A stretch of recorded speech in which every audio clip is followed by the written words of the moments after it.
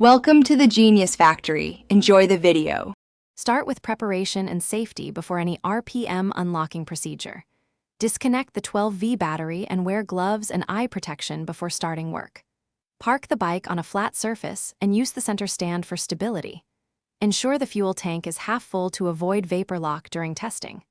Gather tools: 8mm socket, 6mm Allen, Torx T20, and an OBD2 adapter or dedicated tuner tool. Record stock ECU settings using an OBD2 adapter. Perform mechanical checks and basic adjustments before remapping the ECU.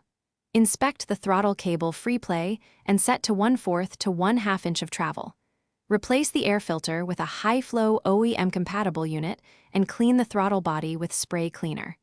Verify the spark plug gap is 0.6 mm and replace the plug if fouled. Check valve clearances if due for service, and tighten any loose fasteners to manufacturer torque specifications. Finish by remapping the ECU and conducting cautious testing on the road. Download the stock ECU map and save a backup copy before making changes.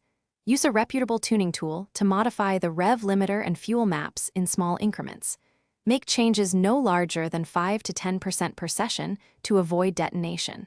Reconnect the 12V battery and perform an idle stability check. Road test on a closed route and monitor AFR, coolant temperature, and engine response while logging data. Thanks for watching. If you found this helpful, don't forget to like and subscribe.